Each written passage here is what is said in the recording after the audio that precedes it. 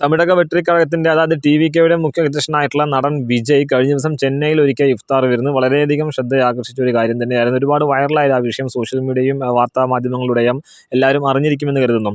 അതിൽ അദ്ദേഹം ഒരു യഥാർത്ഥമായിട്ടുള്ള ഒരു മുസ്ലിം വസ്ത്രം ധരിച്ചുകൊണ്ട് തന്നെയാണ് ആ ഒരു പരിപാടിയിൽ പങ്കെടുത്തിട്ടുണ്ടായിരുന്നത്. അതുമാത്രമല്ല നമസ്കാര വേളയിൽ പോലും തമിഴ്നാടൻ വിജയ് അതിൽ പങ്കെടുത്തു എന്നുള്ളതാണ്. അവരുടെ യഥാർത്ഥമായിട്ടുള്ള ആരാധനാ കർമ്മങ്ങളിലെല്ലാം അതേപോലെ ചെയ്യുകയും അത് വളരെയധികം സോഷ്യൽ മീഡിയയിൽ അതിനെതിരെ ഒരുപാട് വിമർശനങ്ങളും അതുമാത്രമല്ല ഒരുപാട് നെഗറ്റീവ് കമൻറ്റുകളും വരുന്നുണ്ട്. അത് വേറൊരു കാര്യം, സൈബർ ബുള്ളിങ്ങിനൊക്കെ അത് പ്രധാന കാരണമായി തീർന്നിട്ടുമുണ്ട്.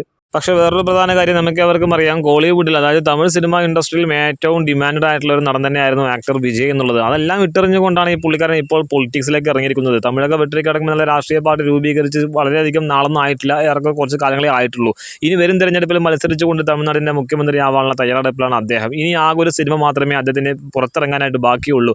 ആ ഒരു സിനിമയ്ക്കായിട്ടാണ് വിജയ് സിനിമ ആരാധകർ മുഴുവനും കാത്തിരിക്കുന്നത്. പിന്നെ വേറെ കുറച്ച് ആളുകൾ പറയുന്നത് ഇപ്രകാരമാണ്, നെഗറ്റീവ് വോളികളാണ് കൂടുതലും അങ്ങനെ പരാമർശിക്കുന്നത്. അതായത് വിജയോട് കടുത്ത എതിർപ്പുള്ള ആളുകൾ, രാഷ്ട്രീയ പാർട്ടികളോടും എല്ലാം എതിർപ്പുള്ള ആളുകൾ പറയുന്നത് ഇപ്രകാരം എന്ന് വെച്ച് കഴിഞ്ഞാൽ, ഇങ്ങനെ ഒരു ഇഫ്താർ വിരുന്ന് സംഘടിപ്പിച്ചത് തന്നെ അദ്ദേഹത്തിന് ജനങ്ങളെ കണ്ണിൽ പൊടിയിടാൻ വേണ്ടിയിട്ടൊക്കെയാണെന്നുള്ളതാണ്. ഇനി വരും തെരഞ്ഞെടുപ്പിൽ ഒരു മുഖ്യ ചർച്ചാ വിഷയമാകേണ്ട ഒരാളാണല്ലോ അദ്ദേഹം. അതുകൊണ്ട് തന്നെ ജനങ്ങൾക്കിടയിൽ കൂടുതൽ സ്വാധീനം ചെലുത്താനാണ്, വെറും ഒരു കാഴ്ചയ്ക്ക് വേണ്ടിയിട്ട് മാത്രമാണ് അദ്ദേഹം ഈ ഇഫ്താർ വിരുന്ന് സംഘടിപ്പിച്ചെന്നുള്ളതാണ്. അതുപോലെ തന്നെ വെള്ള വസ്ത്രധാരിയായിട്ട് തലയിൽ തൊപ്പിയിട്ട് കൊണ്ടുവന്നതൊക്കെ കുറച്ചൊക്കെ ഓവറായി എന്നൊക്കെ പറയുന്ന ആളുകളുണ്ട്. ഒരു കാര്യം മനസ്സിലാക്കണം, അത്തരത്തിലുള്ള ആളുകൾ എന്താണെന്ന് വെച്ച് കഴിഞ്ഞാൽ, വിജയ് എന്ന നടൻ ഇങ്ങനെയുള്ള ഇഫ്താർ വിരുന്ന് സംഘടിപ്പിക്കുന്നത് ആദ്യമായിട്ടൊന്നല്ല.